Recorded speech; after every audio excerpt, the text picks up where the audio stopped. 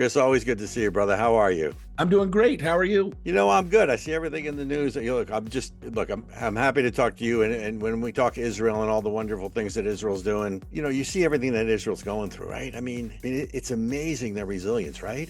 Yeah. Look at everything they've dealt with. So, what stands out to me is just the fact that they keep fighting, they keep winning, they keep putting technology out there. But it's really about coming together for Israel, right? Both the Jews and the Christians. Well, biblically, like we tend to think about Israel from like the late 1940s. That's most Right. people's myopic Right. view. But Israel and the Jewish people, thousands and thousands, 6,000, 4,000, 5,000 years old.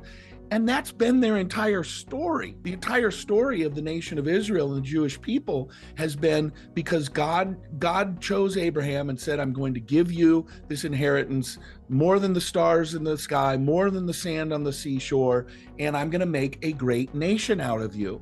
And that doesn't go over well with other nations. It doesn't go over well with other people, And I remember in the Bible where it says that God says, I didn't choose you because you were greater than everybody else, or because you're better than anybody else, or you're smarter than anybody. I chose you so that I could show my glory and my grace through it.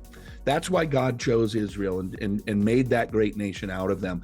And I think it's the connection with God, because most people aren't necessarily rebelling against Christians or Jews. They're rebelling against God. And when we tell the message of God, it seems like they're rejecting us, but they're really rejecting God. And so I think that whether it's Christians all over the world Nigeria right now, they're slaughtering Christians by the tens of thousands, hundreds of thousands. It's happened all over the world, whether it's been the whole entire history of the Jews, where nations come against them, they don't like them, they slaughter them, they take them into slavery, all of that history. I believe the reason why both Jews and Christians sustain is because it's God working through them. The thing that amazes me, though, is in face of the adversity, is not just the resilience, which obviously comes from faith, but it's like the more that there's Israelis are persecuted, the more innovation, the more technology, the more they grow, the more that they shine. And that's really the whole sort of part about celebrating Israel and the magic of Israel and the special nature of Israel that I don't think we do enough. Well, there's an old saying that one of the early Christian church fathers said, Tertullian, I think it was Tertullian that said it. He said, the blood of the martyrs is the seed of the church. And I would say that that's the same thing for Israel. I like the that. blood of the martyrs is the seed of the church. And here's why. Because when there's persecution, when there's an onslaught, when there's martyrdom, what happens? All the people who are sort of at the periphery, I'm kind of involved in my Jewish faith, they all disappear because they're like, holy cow, they're shooting people, and they get out, right?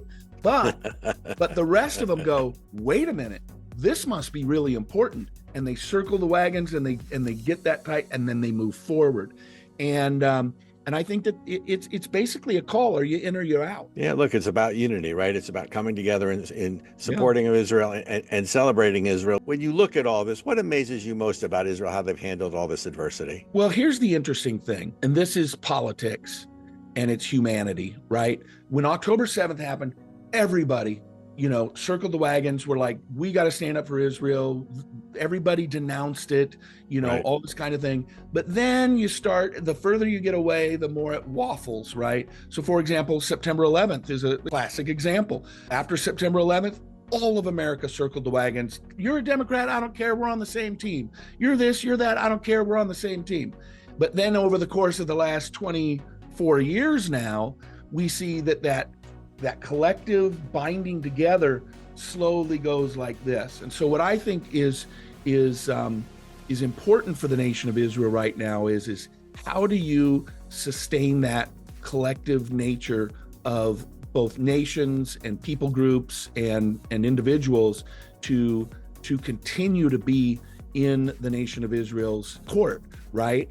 And that's a challenge. So I think what we're doing with Israel Appreciation Day is so amazing is it keeps that at the forefront. That's what this is about, right? It's about what I say is celebrating Israel, elevating Israel, and to be honest, educating about Israel, because they do so much, they touch so much, and I don't think they get enough credit for it. In terms of what people know, especially in this country.